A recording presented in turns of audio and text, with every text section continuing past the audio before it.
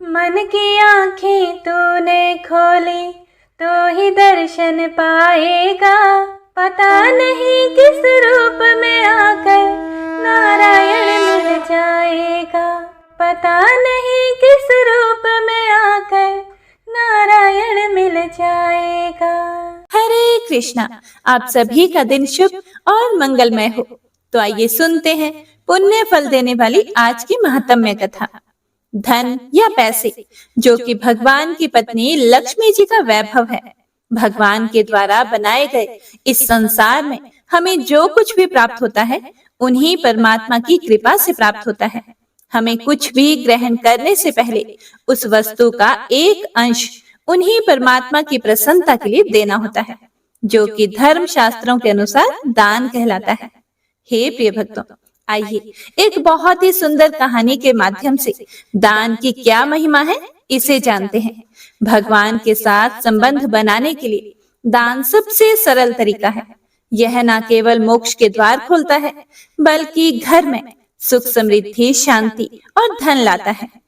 एक लकड़हारा रात दिन लकड़ियां काटता रहता था, लेकिन इतना कठोर परिश्रम करने के बाद भी उसे भर पेट भोजन कभी नहीं मिल पाता था। एक दिन उस लकड़हारे की मुलाकात एक साधु महात्मा के साथ हुई। लकड़हारे ने उन साधु महात्मा से कहा, हे महात्मन, जब भी आपकी प्रभु से मुलाकात हो तो मेरी एक प्रार्थना उनके सामने रखना और मेरे कष्ट का कारण पूछना। कुछ दिनों के बाद उस लकड़हारे को वही साधु महात्मा फिर से मिले। लकड़हारे ने साधु महात्मा को अपनी फरियाद की याद दिलाई तो साधु महात्मा ने कहा कि प्रभु ने बताया है कि तुम्हारी आयु 60 वर्ष है और तुम्हारे भाग्य में पूरे जीवन के लिए सिर्फ 5 बोरी ही अनाज है और इसीलिए भगवान तुम्हें थोड़ा थोड़ा अनाज ही देते हैं ताकि तुम 60 वर्षों तक जीवित रह सको। हे प्रिय भक्तों, कुछ समय बीता। वही साधु महात्मा उस लकड़हारे को फिर से मिले। तब उसने कहा कि हे साधु महात्मन, अब जब भी आपकी प्रभु से बात हो तो मेरी यह फरियाद उन तक पहुंचा देना कि वो मेरे जीवन का सारा अनाज मुझे एक साथ ही दे दें, ताकि कम से कम एक दिन तो मैं भरपेट भोजन कर सकूं। अगले दिन साधु महात्मा ने कुछ ऐसा ही किया कि लकड़हारे के घर ढेर सारा अनाज पहुंच गया। लकड़हारे ने सोचा कि प्रभु ने उसकी फरियाद कबूल करके उसे उसका सारा हिस्सा भेज दिया है। उस लकड़हारे ने बिना कल की चिंता किए सारे अनाज का भोजन बनाकर फकीरों और भूखों को खिला दिया और खुद भी भरपेट खाना खाया। लेकिन अगली सुबह जब वह उठा तो वह क्या देखता है कि जितना अनाज पिछले कल था उतना ही अनाज उसके घर में फिर से पहुंच गया है। उसने फिर से वह अनाज गरीबों को खिला दिया। फिर से उसका भंडार भर गया। यह प्रतिदिन होने लगा और लकड़हारा लकड़ियां काटने की जगह अब गरीबों को खाना खिलाने में व्यस्त रहने लगा।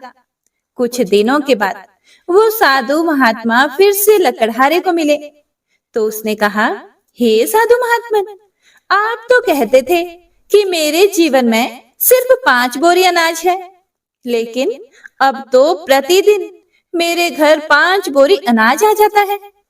हे प्रिय भक्तों, यह सुनकर साधु महात्मा ने लकड़हारे को समझाया कि तुमने अपने जीवन की परवाह ना करते हुए अपने हिस्से का अनाज भी गरीबों और भूखों को खिला दिया।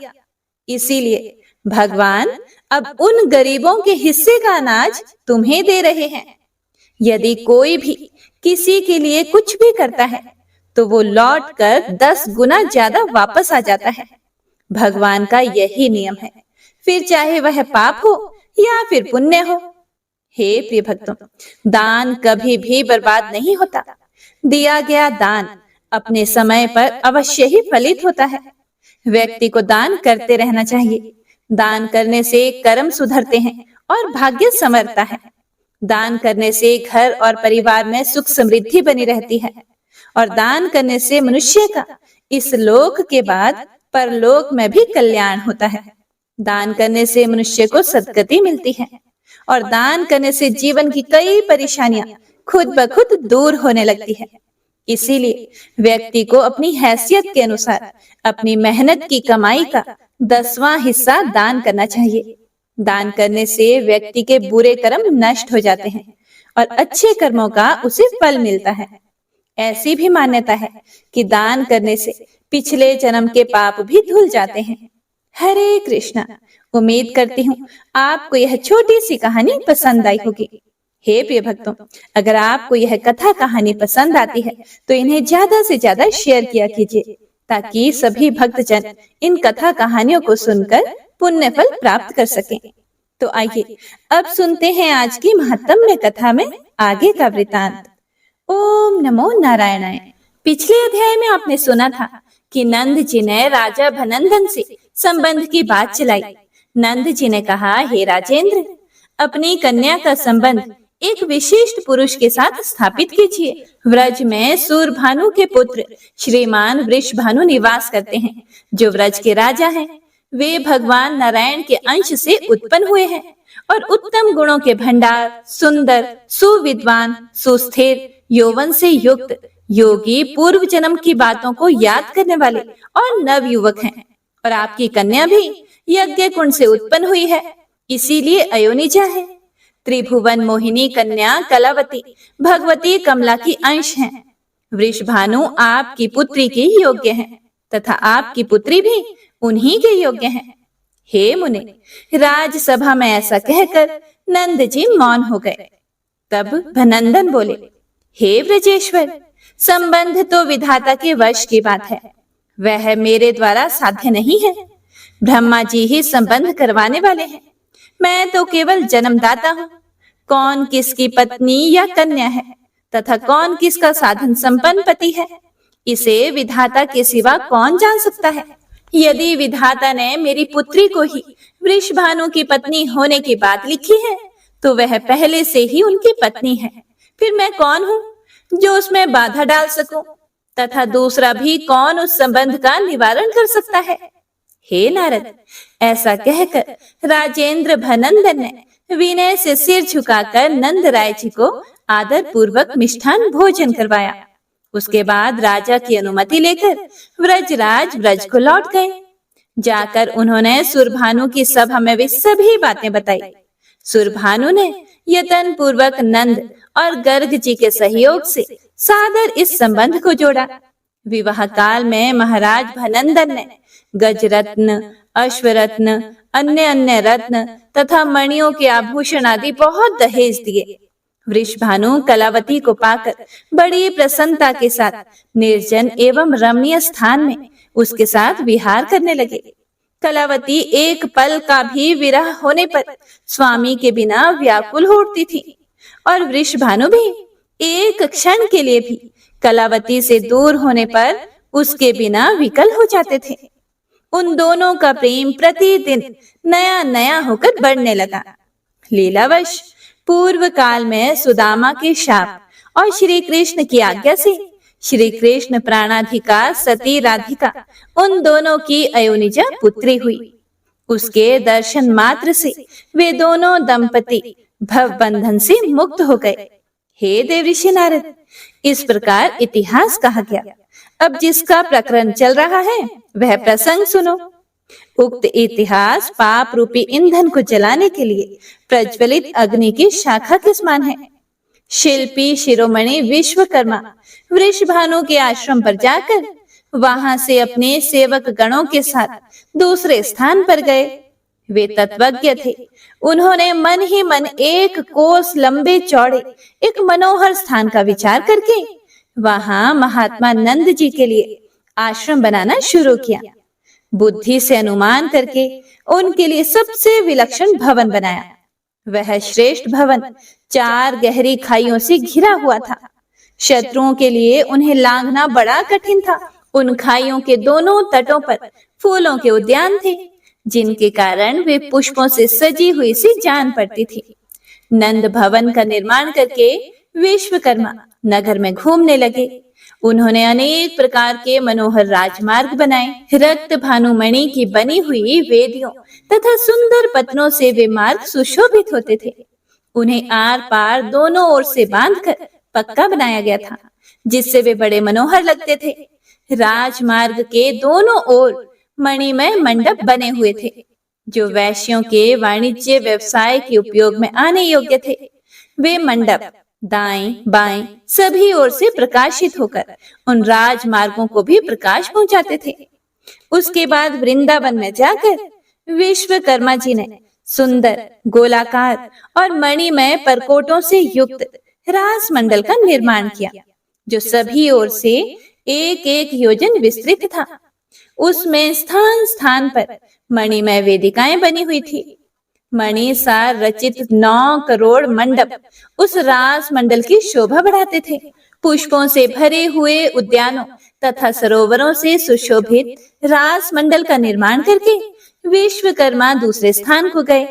वे उस रमणीय वृंदावन को देखकर बड़े संतुष्ट हुए।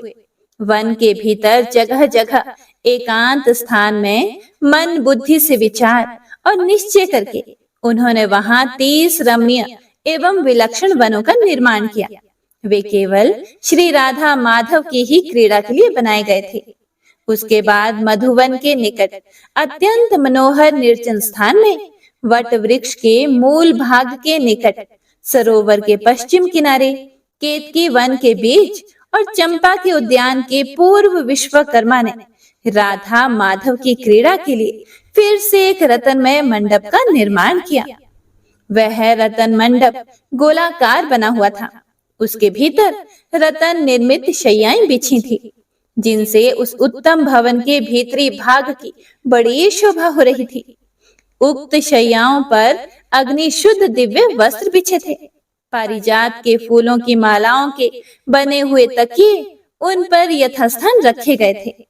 चंदन, अगुरु, कस्तूरी और कुमकुम से वह सारा भवन सुवासित हो रहा था। हे प्रिय भक्तों, उसमें मालती और चंपा के फूलों की मालाएं रखी थी। नूतन श्रृंगार के योग्य तथा पारस्परिक प्रेम की वृद्धि करने वाले कपूर युक्त तांबूल के बीड़े उत्तम रतनमय पात्रों में सजाकर रखे गए थे। शीतल एवं सुवासित जल तथा योग्य वस्तुओं से युक्त उस रमणीय मिलन मंदिर अर्थात रत्न मंडप का निर्माण करके विश्वकर्मा फिर नगर में गए। जिनके लिए जो भवन बने थे उन पर उनके नाम उन्होंने प्रसन्नता पूर्वक लिखे। इस कार्य में उनके शिष्य तथा यक्षगण उनकी सहायता करते थे। हे देव ऋषि नारद, निद्रा के स्वामी श्याम सुंदर श्री कृष्ण उस समय निद्रा के वशीभूत थे। उनको नमस्कार करके विश्वकर्मा अपने घर को चले गए। हे प्रिय भक्तों, भगवान श्री नारायण कहते हैं, हे नारद, परमेश्वर श्री कृष्ण की इच्छा से ही भूतल पर ऐसा आश्चर्यमय नगर निर्मित हुआ। इस प्रकार मैंने श्री हरि का सारा मंगलमय चरित्र कह सुनाया, जो सुखद और पापहारी है। अब तुम और क्या सुनना चाहते हो? यह सुनकर नारद जी ने पूछा, हे भगवान, भारतवर्ष में इस कानन का नाम वृंदावन क्यों हुआ? इसकी व्युत्पत्ति अथवा संज्ञा क्या है? आप उत्तम तत्वज्ञ हैं, इसीलिए इस तत्व को बताइए। सूत जी कहते हैं, नारद जी का प्रश्न सुनकर नारायण ऋषि ने सानंद हंसकर सारा ही पुरातन तत्व कहना शुरू किया। भगवान श्री नारायण बोले, हे नारद, पहले सतयुग की बात है। राजा केदार 7 द्वीपों के अधिपति थे। हे ब्राह्मण, वे सदा सत्य धर्म में तत्पर रहते थे और अपनी स्त्रियों तथा पुत्र पौत्र वर्ग के साथ सानंद जीवन बिताते थे। उन धार्मिक नरेश ने समस्त प्रजाओं का पुत्रों की भांति पालन किया। 100 यज्ञों का अनुष्ठान करके भी राजा केदार ने इंद्र पद पाने की इच्छा नहीं की। वे नाना प्रकार के पुण्य कर्म करके भी स्वयं उनका फल नहीं चाहते थे। हे नारद, उनका सारा नित्य नैमित्तिक कर्म श्री कृष्ण की प्रीति के लिए ही होता था। केदार के समान राजा धीराज ना तो कोई पहले हुआ है और ना ही फिर होगा। उन्होंने अपनी त्रिभुवन मोहिनी पत्नी तथा राज्य की रक्षा का भार पुत्रों पर रखकर जैगिषव्य मुनि के उपदेश से तपस्या के लिए वन को प्रस्थान किया। वे श्री हरि के अनन्य भक्त थे और निरंतर उन्हीं का चिंतन करते थे। हे देवऋषि नारद, भगवान का सुदर्शन चक्र राजा की रक्षा के लिए सदा उन्हीं के पास रहता था। वे मुनि श्रेष्ठ राजा चिरकाल तक तपस्या करके अंत में गोलोक को चले गए। उनके नाम से केदार तीर्थ प्रसिद्ध हुआ। अवश्य ही आज भी वहां मरे हुए प्राणी को तत्काल मुक्ति लाभ होता है। उनकी कन्या का नाम वृंदा था, जो लक्ष्मी की अंश थी। उसने योग शास्त्र में निपुण होने के कारण किसी को अपना पुरुष नहीं बनाया। दुर्वासा ने उसे परम दुर्लभ श्रीहरि का मंत्र दिया। वह घर छोड़कर तपस्या के लिए वन में चली गई। उसने 60,000 वर्षों तक निर्जन वन में तपस्या की। तब उसके सामने भक्त वत्सल भगवान श्री कृष्ण प्रकट हुए।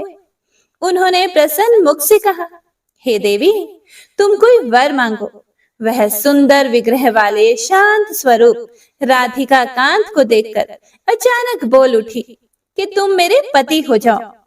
उन्होंने तथास्तु कहकर उसकी प्रार्थना स्वीकार कर ली। वह कौतूहलवश श्री कृष्ण के साथ गोलोक में गई और वहां राधा के समान श्रेष्ठ सौभाग्यशालिनी गोपी हुई। वृंदा ने जहां तप किया था उस स्थान का नाम वृंदावन हुआ, अथवा वृंदा ने जहां क्रीड़ा की थी इसीलिए वह स्थान वृंदावन कहलाया। हे वत्स, अब दूसरा पुण्यदायक इतिहास सुनो, जिससे इस कानन का नाम वृंदावन पड़ा। वह प्रसंग मैं तुमसे कहता हूँ, ध्यान से सुनो। राजा कुशध्वज की 2 कन्याएं थी। दोनों ही धर्म शास्त्र के ज्ञान में निपुण थी। उनके नाम थे तुलसी और वेदवती। संसार चलाने का जो कार्य है उससे उन दोनों बहनों का वैराग्य था। उनमें से वेदवती ने तपस्या करके परम पुरुष नारायण को प्राप्त किया। वह जन कन्या सीता के नाम से सर्वत्र विख्यात है। तुलसी ने तपस्या करके श्री हरि को पति रूप में प्राप्त करने की इच्छा की, लेकिन दैववश दुर्वासा के शाप से उसने शंखचूड़ को प्राप्त किया।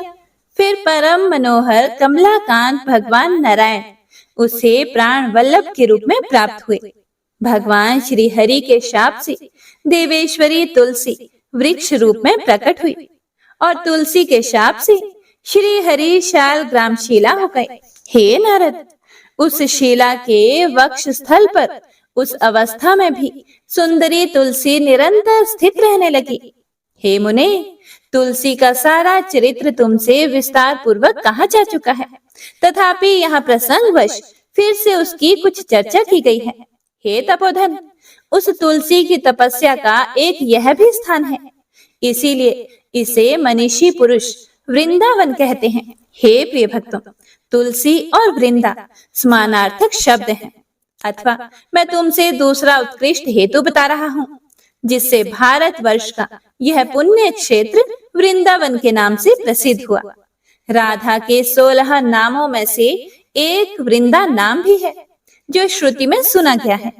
उन वृंदा नाम धारिणी राधा का यह रमणीय क्रीड़ा वन है, इसीलिए इसे वृंदावन कहा गया है। पूर्व काल में श्री कृष्ण ने श्री राधा की प्रीति के लिए गोलोक में वृंदावन का निर्माण किया था। फिर भूतल पर उनकी क्रीड़ा के लिए प्रकट हुआ वह वन उस प्राचीन नाम से ही वृंदावन कहलाने लगा। फिर नारद जी ने पूछा, हे जगत गुरु, श्री राधिका के 16 नाम कौन कौन से हैं? मुझे शिष्य से उन्हें बताइए। उन्हें सुनने के लिए मेरे मन में उत्कंठा है। मैंने साम वेद में वर्णित श्री राधा के सहस्त्र नाम सुने हैं, तथापि इस समय आपके मुख से उनके 16 नामों को सुनना चाहता हूँ। हे विभो, वे 16 नाम उन सहस्त्र नामों के ही अंतर्गत हैं या उनसे भिन्न है? अहो, उन भक्त वांछित पुण्य स्वरूप नामों का मुझसे वर्णन कीजिए और साथ ही उन सब की व्युत्पत्ति भी बताइए। जगन माता श्री राधा की उन सर्व दुर्लभ पावन नामों को मैं सुनना चाहता हूँ। श्री नारायण ने कहा, सुनो। राधा, रासेश्वरी, रासवासिनी, रसिकेश्वरी, कृष्ण प्राणाधिका, कृष्ण प्रिया, कृष्ण स्वरूपिणी, कृष्ण वामांग संभूता, परमानंद रूपिणी, कृष्ण वृंदावनी। वृंदा, वृंदावन विनोदिनी, चंद्रावली, चंद्रकांता और शरचंद्र प्रभानना, ये सारभूत 16 नाम उन सहस्त्र नामों के ही अंतर्गत हैं। हे नारद, अब इन नामों की व्युत्पत्ति सुनो। राधा शब्द में धा का अर्थ है निर्वाण तथा रा दान वाचक है। जो स्वयं मोक्ष प्रदान करने वाली हैं, वे राधा कही गई हैं। रासेश्वर की ये पत्नी है, इसीलिए इनका नाम रासेश्वरी है। उनका रास मंडल में निवास है, इससे वे रास वासिनी कहलाती हैं। वे समस्त रसिक देवियों की परमेश्वरी हैं, इसीलिए पुरातन संत महात्मा उन्हें रसिकेश्वरी कहते हैं। परमात्मा श्री कृष्ण के लिए वे प्राणों से भी अधिक प्रियतमा हैं, इसीलिए साक्षात श्री कृष्ण ने ही उन्हें कृष्ण प्राणाधिका नाम दिया है। वे श्री कृष्ण की अत्यंत प्रिय कांता हैं, अथवा श्री कृष्ण ही सदा उन्हें प्रिय हैं, इसीलिए समस्त देवताओं ने उन्हें कृष्ण प्रिया कहा है। वे श्री कृष्ण रूप को लीला पूर्वक निकट लाने में समर्थ हैं तथा सभी अंशों में श्री कृष्ण के सदृश हैं, इसीलिए कृष्ण स्वरूपिणी कही गई हैं। परम सती श्री राधा श्री कृष्ण के आधे वामांग भाग से प्रकट हुई हैं, इसीलिए श्री कृष्ण ने स्वयं ही उन्हें कृष्ण वामांग संभूता कहा है। सती श्री राधा स्वयं परमानंद की मूर्ति मति राशि है, इसीलिए श्रुतियों ने उन्हें परमानंद रूपिणी की संज्ञा दी है। कृष शब्द मोक्ष का वाचक है और अणा उत्कृष्टता का बोधक है और आकार दाता के अर्थ में आता है। वे उत्कृष्ट मोक्ष की दात्री हैं, इसीलिए कृष्णा कही गई हैं। वृंदावन उन्हीं का है, इसीलिए वे वृंदावनी कही गई हैं, अथवा वृंदावन की अधिदेवी होने के कारण उन्हें यह नाम प्राप्त हुआ है। सखियों के समुदाय को वृंद कहते हैं और आकार सत्ता का वाचक है। उनके समूह की समूह सखियां हैं, इसीलिए वे वृंदा कही गई हैं। उन्हें सदा वृंदावन में विनोद प्राप्त होता है, इसीलिए वेद उनको वृंदावन विनोदिनी कहते हैं। वे सदा मुख चंद्र तथा नख चंद्र की अवली से युक्त हैं, इस कारण श्री कृष्ण ने उन्हें चंद्रावली नाम दिया है। उनकी कांति दिन रात सदा ही चंद्रमा के तुल्य बनी रहती है, इसीलिए श्री हरि हर्षोल्लास के कारण उन्हें चंद्रकांता कहते हैं। उनके मुख पर दिन रात शरत काल के चंद्रमा की सी प्रभा फैली रहती है, इसीलिए मुनि मंडली ने उन्हें शरचंद्र प्रभानना कहा है। यह अर्थ और व्याख्याओं सहित षोडश नामावली कही गई है, जिसे नारायण ने अपने नाभि कमल पर विराजमान ब्रह्मा को दिया था। फिर ब्रह्मा जी ने पूर्व काल में मेरे पिता धर्मदेव को इन नामावली का उपदेश दिया और श्री धर्मदेव ने महातीर्थ पुष्कर में सूर्य ग्रहण के पुण्य पर्व पर देव सभा के बीच मुझे कृपया पूर्वक इन 16 नामों का उपदेश दिया था।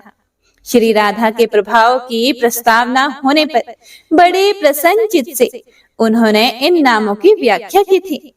हे देवऋषि नारद, यह राधा का परम पुण्यमय स्तोत्र है जिसे मैंने तुमको दिया। हे महामुने, जो वैष्णव ना हो तथा वैष्णवों का निंदक हो, उसे इसका उपदेश नहीं देना चाहिए।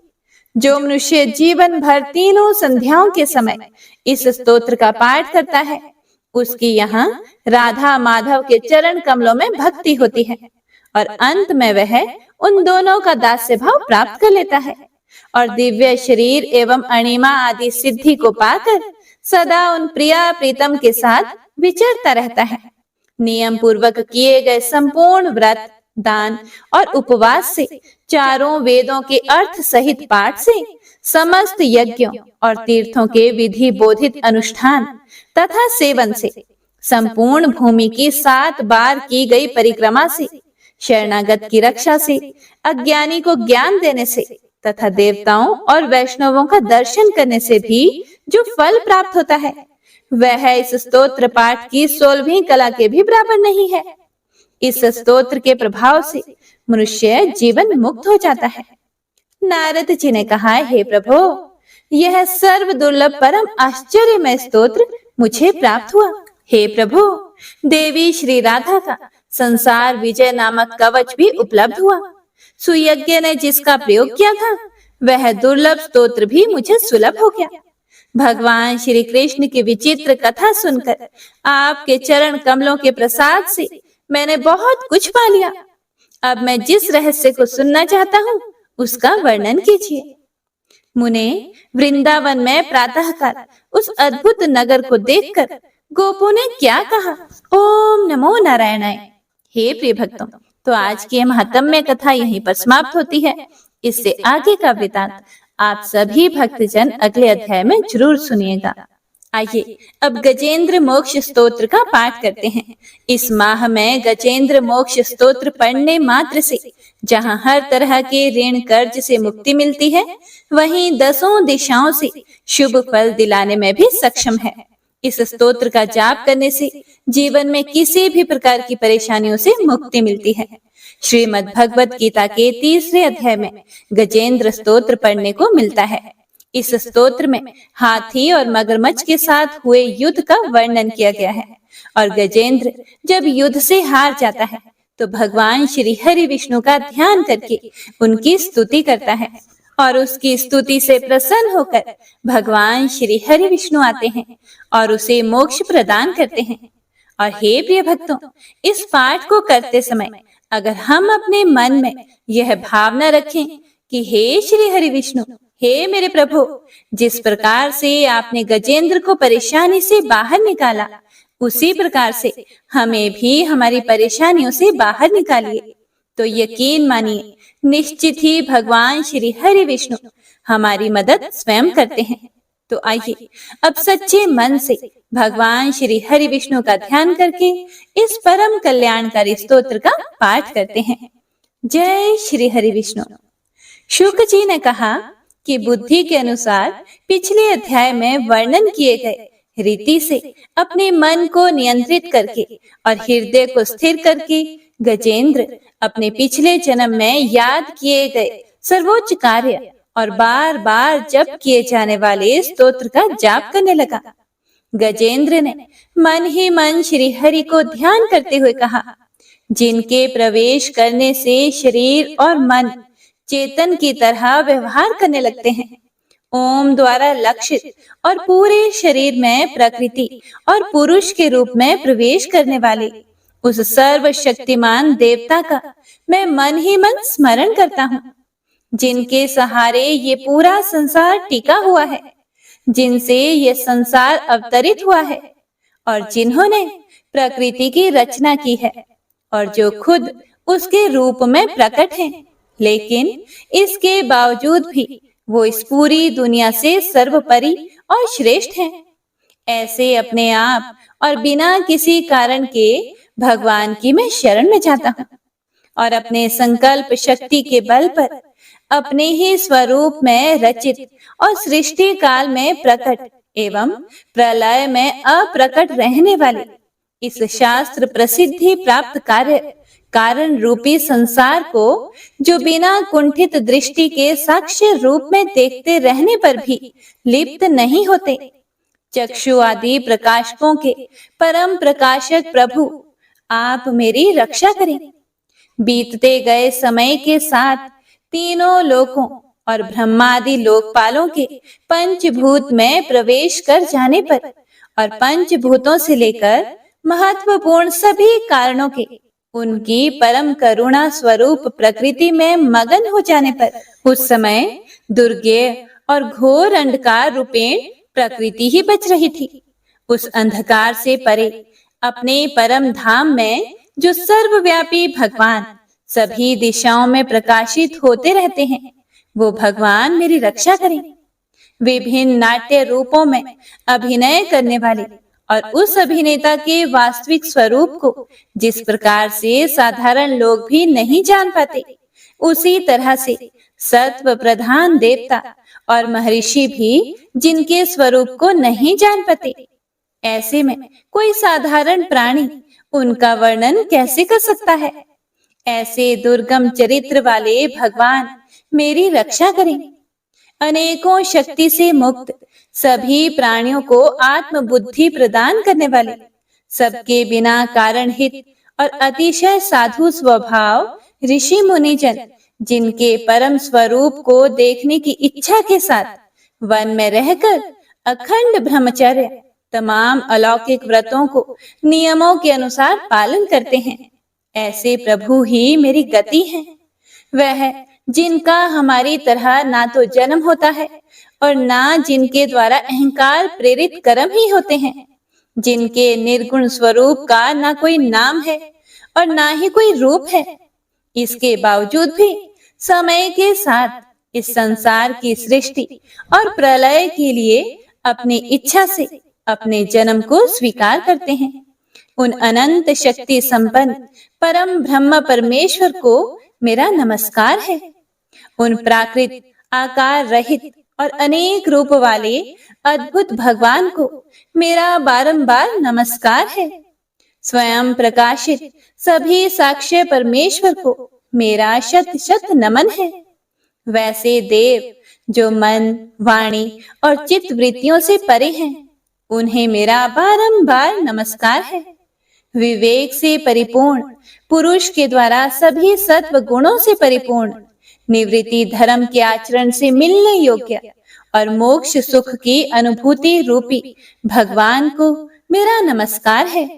सत्व गुणों को स्वीकार करके शांत, रजोगुण को स्वीकार करके घोर और तमोगुण को अपनाकर मूढ़ से प्रतीत होने वाले भेद रहित अतएव सदा संभाव से स्थित ज्ञान धन प्रभु को मेरा नमस्कार है। शरीर, इंद्रिय आदि के समुदाय रूप सभी पिंडों के ज्ञाता, सबके स्वामी और साक्षी स्वरूप प्रभु को मेरा बारंबार नमस्कार है। सबके अंतर्यामी, प्रकृति के भी परम कारण लेकिन स्वयं कारण रहित भगवान को मेरा शत शत नमस्कार है। सभी इंद्रियों और सभी विषयों के जानकार, सभी प्रतीतियों के कारण रूप संपूर्ण जड़ प्रपंच और सबकी मूलभूता अविद्या के द्वारा सूचित होने वाले और सभी विषयों में अविद्या रूप से भासने वाले भगवान को मेरा नमस्कार है। सबके कारण लेकिन स्वयं कारण रहित तथा कारण होने पर भी परिणाम रहित होने की वजह से अन्य कारणों से भी विलक्षण कारण आपको मेरा बारंबार नमस्कार है। सभी वेदों और शास्त्रों के परम तात्पर्य, मोक्ष रूपी और श्रेष्ठ पुरुषों की परम गति देवता को मेरा नमस्कार है। वह जो त्रिगुण रूपों में छिपी हुई ज्ञान रूपी अग्नि है, वैसे गुणों में हलचल होने पर जिनके मन में संसार को रचने की वृत्ति उत्पन्न हो उठती हो और जो आत्मा तत्व की भावना के द्वारा विधि निषेध रूप शास्त्र से भी ऊपर उठे हों, जो महाज्ञानी महात्माओं में स्वयं प्रकाशित हो रहे हैं, ऐसे भगवान को मेरा नमस्कार है। मेरे जैसे शरणागत पशु के समान जीवों की अविद्या रूप फांसी को पूर्ण रूप से काट देने वाले परम दयालु और दया करने में कभी भी आलस्य नहीं करने वाले भगवान को मेरा नमस्कार है। अपने अंश से सभी जीवों के मन में अंतर्यामी रूप से प्रकट होने वाले सर्वनियंता अनंत परमात्मा आपको मेरा नमस्कार है। जो शरीर, पुत्र, मित्र, घर और संपत्ति सहित कुटुंबियों में अशक्त लोगों के द्वारा कठिनाई से मिलते हों और मुक्त पुरुषों के द्वारा अपने हृदय में निरंतर चिंतित ज्ञान स्वरूप सर्व समर्थ परमेश्वर को मेरा नमस्कार है। वह जिन्हें धर्म, अभिलाषित भोग, धन और मोक्ष की कामना से मनन करके लोग अपनी मनचाही इच्छा पूर्ण कर लेते हैं, अपितु जिन्हें विभिन्न प्रकार के अयाचित भोग और अविनाशी पार्षद शरीर भी देते हैं, वैसे अत्यंत दयालु प्रभु मुझे इस प्रकार की विपदा से हमेशा के लिए बाहर निकालें। वह जिनके एक से अधिक भक्त हैं, जो मुख्य रूप से एकमात्र उसी भगवान की शरण में हैं, जो धर्म, अर्थ आदि किसी भी पदार्थ को नहीं चाहते, अपितु जो केवल उन्हीं के परम मंगलमय एवं अत्यंत विलक्षण चरित्र का गुणगान करते हुए उनके आनंदमय समुद्र में गोते लगाते रहते हैं। उन अविनाशी, सर्वव्यापी, सर्वमान्य ब्रह्मादि के भी नियामक, अभक्तों के लिए भी हमेशा प्रकट होने वाले, भक्ति योग द्वारा प्राप्त अत्यंत निकट होने पर भी माया के कारण अत्यंत दूर महसूस होने वाले, इंद्रियों के द्वारा अगम्य और अत्यंत दुर्विज्ञ, अंत रहित, लेकिन सभी के आदि कारक और सभी तरफ से परिपूर्ण उन प्रभु की मैं स्तुति करता हूँ।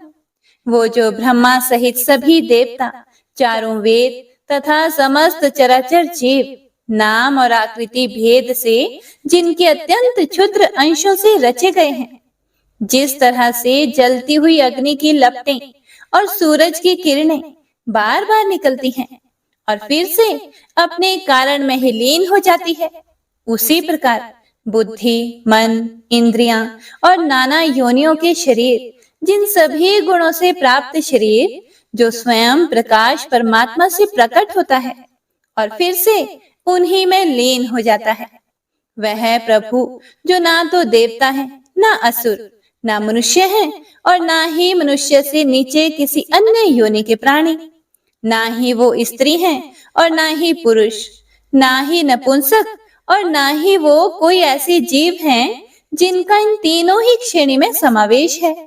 वो ना तो गुण है, ना कर्म, वो ना ही कार्य है और ना ही कारण। इन सभी योनियों का निषेध होने पर जो बचता है वही उनका असली रूप है और वे ही सब कुछ हैं। ऐसे प्रभु मेरा उत्थान करने के लिए प्रकट हो। अब मैं इस मगरमच्छ के चंगुल से आजाद होने के बाद जीवित नहीं रहना चाहता। इसकी वजह ये है कि मैं सभी तरफ से अज्ञानता से ढके इस हाथी के शरीर का क्या करूं? मैं आत्मा के प्रकाश से ढक देने वाले अज्ञानता से युक्त इस हाथी के शरीर से मुक्त होना चाहता हूँ, जिसका काल क्रम से अपने नाश नहीं होता, बल्कि ईश्वर की दया और ज्ञान से उदय हो पाता है।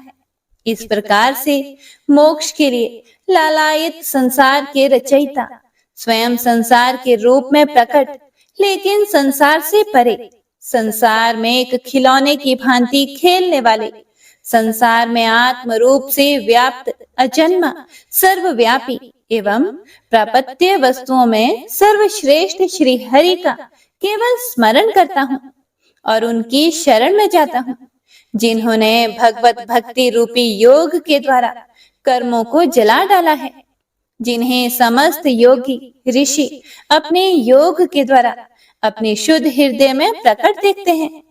उन योगेश्वर भगवान को मेरा नमस्कार है। वह जिनके त्रिगुणे शक्तियों का राग, रूप, वेग और असह्य है, जो सभी इंद्रियों के विषय रूप में मौजूद है। वह जिनकी इंद्रियां समस्त विषयों में ही बसी रहती है। ऐसे लोगों को जिनको मार्ग मिलना भी संभव नहीं है, वैसे शरणागत एवं अपार शक्तिशाली वाले भगवान आपको मेरा बारंबार नमस्कार है। जिनकी अविद्या नाम के शक्ति के कार्य रूप अहंकार से ढके हुए हैं, वह जिनके रूप को जीव समझ नहीं पाते हैं, ऐसे अपार महिमा वाले भगवान की मैं शरण लेता हूँ। हे प्रिय भक्तों, श्री सुखदेव जी कहते हैं कि वह जिसने पूर्व प्रकार से भगवान के भेद रहित सभी निराकार रूप का वर्णन किया था, उस गजराज के करीब जब ब्रह्मा आदि अन्य कोई भी देवता नहीं आए, जो अपने विभिन्न प्रकार के विशेष विग्रहों को ही अपना रूप मानते हैं, ऐसे में साक्षात विष्णु जी, जो सभी के आत्मा होने के कारण सभी देवताओं के रूप हैं, तब वह वहां पर प्रकट हुए।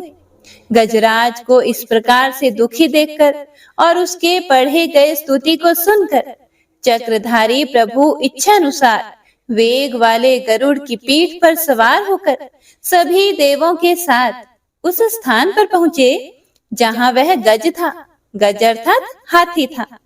सरोवर के अंदर महाबलशाली मगरमच्छ द्वारा जकड़े और दुखी उस हाथी ने आसमान में गरुड़ की पीठ पर बैठे और हाथों में चक्र लिए भगवान श्री हरि विष्णु को आते हुए जब देखा तो वह अपनी सूंड में पहले से ही उनकी पूजा के लिए रखे कमल के फूल को श्री हरि पर बरसाते हुए कहने लगा, सर्व पूज्य भगवान श्री हरि नारायण, आपको मेरा प्रणाम है।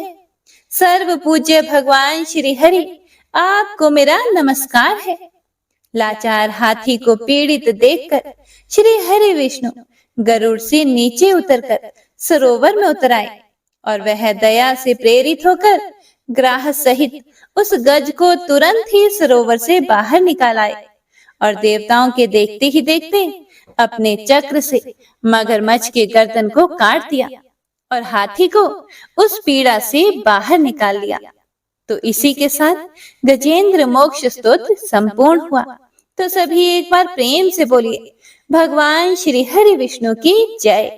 बंशी शोभित कर मधुर नील जलद तन श्याम, अरुण अधर जनु बिंब फल नयन कमल अभिराम, पूर्ण इंद्र अरविंद मुख पीतांबर शुभ साज, जय मन मोहन मदन छवि कृष्ण चंद्र महाराज। जय यदुनंदन जय जगवंदन, जय वसुदेव देवकी नंदन, जय यशोदासुत नंद दुलारे, जय प्रभु भक्तन के धृत तारे, जय नटनागर नागन थैया कृष्ण कन्हैया धेनु चरैया, पुनि नख पर प्रभु गिरिवर धारो, आओ दीनन कष्ट निवारो, वंशी मधुरे अधर धर तेरे, होवे पूर्ण मनोरथ मेरी, आओ हरि पुनि माखन चाखो, आज लाज भारत की राखो, गोल कपोल चिबुक करुणारे, मृदु मुस्कान मोहिनी डारे, रंजित राजीव नयन विशाला, मोर मुकुट वैजंती माला, कुंडल श्रवण पीत पटाछे, कटि किंकणी काछन काछे, नील जलज सुंदर तनु सोहे, छवि लखि सुर नर मुनि मन मोहे, मस्तक तिलक अलक घुंघराले, आओ कृष्ण बांसुरी वाले, करि पय पान पूत नहीं तार्यो, अका बका का सुर मार्यो, मधुवन जलत अग्नि जब ज्वाला, भय शीतल लखि तहि नंद लाला, सुरपति जब ब्रज चढ़े और साई, मोसर धार वारी वर्षाई, लगत लगत ब्रज चहन बहायो, गोवर्धन नख धारी बचायो, लखी यशोदा मन ब्रह्माधिकाई, मुख मह 14 भुवन दिखाई, दुष्ट कंस अति उधम मचायो, कोटि कमल जब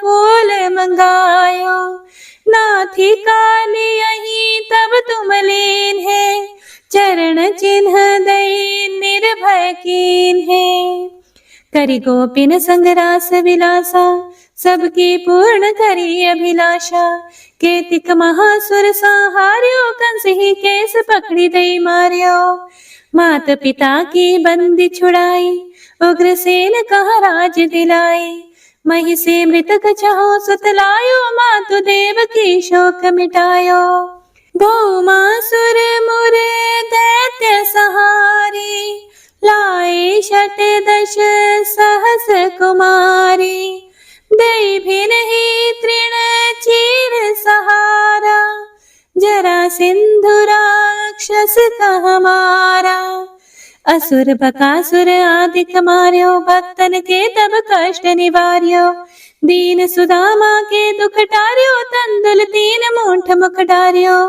प्रेम के साग विदुर घर मांगे, दुर्योधन के मेवा त्यागे, लखी प्रेम की महिमा भारी, ऐसे श्याम दीन हितकारी, भारत के पारथ रथ हाके, लिए चक्र करे नहीं ताके, निज गीता के ज्ञान सुनाए, भक्तन हृदय सुधा वर्षाए। मीरा थी ऐसी मतवाली, विष पी गई बजा कर ताली, राणा भेजा सांप पिटारी, शालिग्राम बने बनवारी। निज माया तुम विधि दिखायो, उरते संशय सकल मिटायो, तब शत निंदा करि तत्काला, जीवन मुक्त भयो शिशुपाला।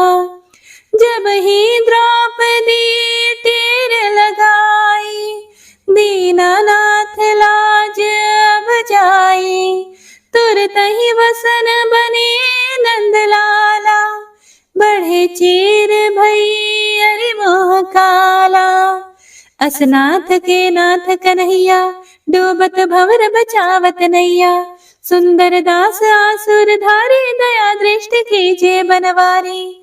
नाथ सकल मम कुमति निवारो, क्षमहु बेगी अपराध हमारो, खोलो पट अब दर्शन दीजिए, बोलो कृष्ण कन्हैया की जय, बोलो कृष्ण कन्हैया की जय, बोलो कृष्ण कन्हैया की जय।